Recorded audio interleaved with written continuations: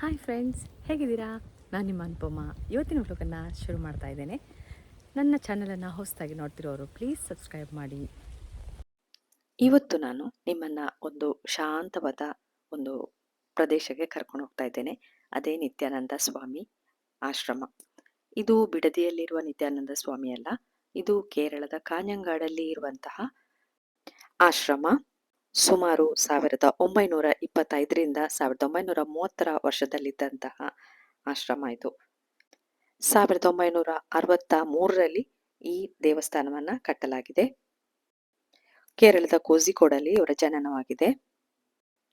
Entrance ಆಗ್ತಾ ಇರುವಾಗನೇ ನೋಡಿ, ಪಾರಿವಾಳಗಳು ಹೆಸರು ಕಾಳನ್ನ ಎಷ್ಟು ಆರಾಮಾಗಿ ತಿಂತಾ ಇದೆ.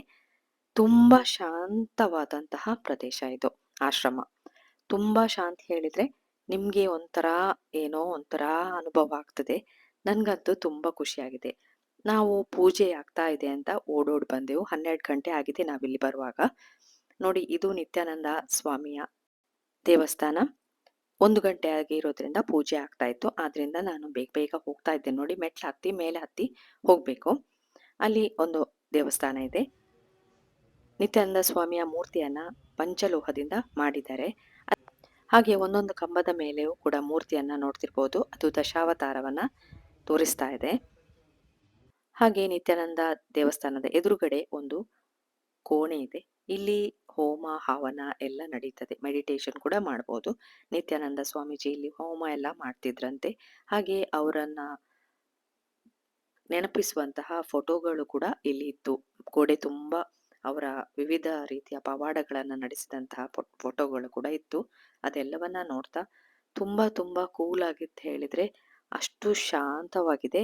ಇಲ್ಲಿ ಮೆಡಿಟೇಷನ್ ಎಲ್ಲ ನಾವು ಮಾಡ್ಬೋದು. ಧ್ಯಾನಕ್ಕೆ ಕೂತ್ರೆ ಖಂಡಿತವಾಗಿಯೂ ನಮ್ಗೆ ನೆಮ್ಮದಿ ಸಿಗೋದು ಗ್ಯಾರಂಟಿ. ನೀವು ಒಮ್ಮೆ ಭೇಟಿ ಕೊಡಿ ಇಲ್ಲಿ. ಹಾಗೆ ಸೇವೆ ಮಾಡೋದಾದ್ರೆ ಇಲ್ಲಿ ಲಿಸ್ಟ್ ಕೂಡ ಹಾಕಿದ್ದಾರೆ. ನೋಡಿ, ಇಲ್ಲಿ ಕೂಡ ತಂಪ ಅಂತ ಹೇಳಿದ್ರೆ ಅಷ್ಟು ತಂಪಾಗಿತ್ತು. ನಾವು 1-2 ನಿಮಿಷ ಇಲ್ಲಿ ಕೂತ್ಕೊಂಡು ಧ್ಯಾನ ಮಾಡ್ತಿದ್ವಿ. ತುಂಬಾ ಖುಷಿ ಆಗ್ತದೆ. ಇದು ಮಂಗಳೂರಿಂದ 80 ಕಿಲೋಮೀಟರ್ ದೂರದಲ್ಲಿದೆ.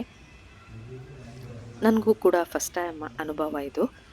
ಇಲ್ಲೇ ನನ್ನ ಅಜ್ಜಿ ಅಜ್ಜನ ಮನೆ ಇದ್ರೂ ಕೂಡ ನಾನು ಇಲ್ಲಿ ಬಂದಿರಲಿಲ್ಲ. ಇಲ್ಲಿ ಇವತ್ತು ನಾನು ಬೇಕಂತಲೇ ಅಂದರೆ ಬರಬೇಕಂತ ತುಂಬ ತುಂಬ ಮನಸ್ಸಾಗ್ತಿತ್ತು. ಆದ್ದರಿಂದ ಬರ್ತಾ ಇದ್ದೆ. ಬಂದಿದ್ದೇನೆ. ನೋಡಿ, ಎಷ್ಟು ಕಾಮಾಗಿದೆ ಹೇಳಿದರೆ ಮನಸ್ಸಿಗೆ ಎಲ್ಲ ನೆಮ್ಮದಿ ಸಿಗ್ತಾ ಇದೆ ಇಲ್ಲಿ. ಎಲ್ಲ ಟೆನ್ಷನ್ ಬಿಟ್ಟು ಕೂತಾಗೆ ಕಾಣ್ತದೆ. ಹಾಗೆ ಕೆಳಗಡೆ ಬಂದಾಗ ಇಲ್ಲಿ ನಿತ್ಯಾನಂದ ಸ್ವಾಮೀಜಿಯ ಶಿಷ್ಯ ಜಿನಾನಂದ ಸ್ವಾಮಿಯ ಆಶ್ರಮ ಕೂಡ ಇದೆ. ಇಲ್ಲಿ ಕೂಡ ನೋಡಿ, ನಾವು ಹೋಗ್ತಾ ಇರುವಾಗ ಪೂಜೆ ಆಗ್ತಾ ಇತ್ತು. ಅವರದೇ ಮೂರ್ತಿ ಕೂಡ ಇದೆ ಜಿನಾನಂದ ಸ್ವಾಮಿದು. ಇಲ್ಲಿ ಕೂಡ ಧ್ಯಾನ ಮಂದಿರ ಇದೊಂದು. ಇಲ್ಲಿ ಕೂಡ ನೀವು ಧ್ಯಾನವನ್ನ ಮಾಡ್ಕೋಬಹುದು. ಇಲ್ಲಿ ಕೂಡ ಅಷ್ಟೇ ಕೂಲ್ ಆಗಿದೆ, ಅಷ್ಟೇ ಶಾಂತಿಯನ್ನ ಹೊಂದಿದೆ. ಹಾಗೆ ಅವರ ರೂಮ್ ಇದು. ಅಂದ್ರೆ ನಿತ್ಯಾನಂದ ಸ್ವಾಮಿಯ ಶಿಷ್ಯರಾದಂತಹ ಜಿನಾನಂದ ಸ್ವಾಮಿಯ ಕೋಣೆ ಇದು.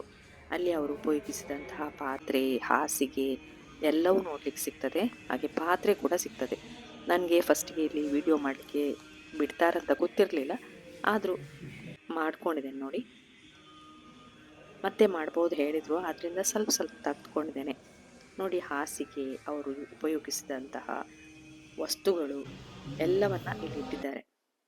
ಹಾಗೆ ನಿತ್ಯಾನಂದ ಸ್ವಾಮೀಜಿ 1925ರಿಂದ 1930 ನಡುವಿನ ಇಸವಿಯಲ್ಲಿ ಇದ್ದಂಥವರು. ಇವರು ಒಂದೇ ಕಲ್ಲಿನಲ್ಲಿ 43 ಗುಹೆಯನ್ನ ಕೆತ್ತಿದ್ದಾರೆ. ಅದು ಕೂಡ ಇಲ್ಲಿ ಇದೆ. ಇಲ್ಲಿ ಎಂಟ್ರೆನ್ಸಿಗೆ ಟೈಮಿಂಗ್ಸ್ ಇದೆ, ಆದ್ರೆ ಒಳಗಡೆ ವಿಡಿಯೋ ಬಿಡ್ತಾ ಇಲ್ಲ. ಗುಹೆ ಕೂಡ 43 ಗುಹೆಯನ್ನ ಹೊಂದಿದೆ ಅಂತ ಹೇಳ್ತಾರೆ. ಆ ಗುಹೆಯ ಮೇಲ್ಗಡೆ ಈ ದೇವಸ್ಥಾನ ಇದೆ. ನೀವು ಒಮ್ಮೆ ಭೇಟಿ ಕೊಡಿ, ನಿಮ್ಗೆ ಖಂಡಿತವಾಗೂ ಇದೇನು ನಾನೇನು ಹೇಳ್ತೇನೆ ಅಂತ ಅರ್ಥ ಆಗ್ತದೆ. ಹಾಗೆ ಶಾಂತಿ ಕೂಡ ಸಿಗ್ತದೆ. ನಾವು ಪೂಜೆ ಎಲ್ಲ ಮುಗಿಸಿ ಅಲ್ಲೇ ಕೂತಿದ್ವಿ. ನೋಡಿ, ಎಷ್ಟು ಚೆನ್ನಾಗಿದೆ.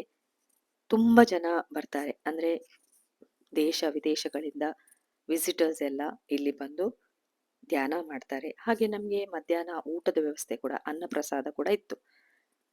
ನೋಡಿ, ಕೂಪನ್ ಕೊಟ್ಟು ಪಾಯಸ ಎಲ್ಲವನ್ನು ಕೊಟ್ಟಿದ್ದಾರೆ. ಹಾಗೆ ಇಲ್ಲೊಂದು ಕೆರೆ ಇದೆ. ಕೆರೆ ತುಂಬಾ ಮೀನುಗಳು ಕೂಡ ಇದೆ. ಆರಾಮಾಗಿ ಬರಬಹುದು. ನಾನು ವೀಕ್ನ ನಡುವೆ ಹೋದರೂ ಕೂಡ ನೋಡಿ ಎಷ್ಟು ಶಾಂತಿ ಇದೆ. ಜನ ಕೂಡ ಅಷ್ಟೇ ಇದ್ರು ಇಲ್ಲಿ ಆರಾಮ ಅಂತ ಅನಿಸ್ತದೆ. ಮನಸ್ಸಿಗೆ ಏನೋ ಒಂಥರ ನೆಮ್ಮದಿ ಸಿಗ್ತದೆ. ಅಂತಹ ಕ್ರೌಡ್ ಏನೂ ಇಲ್ಲ. ಬರ್ತಾರೆ ವಿಸಿಟರ್ಸ್ ಅಂದರೆ ಟೂರಿಸ್ಟ್ ಎಲ್ಲ.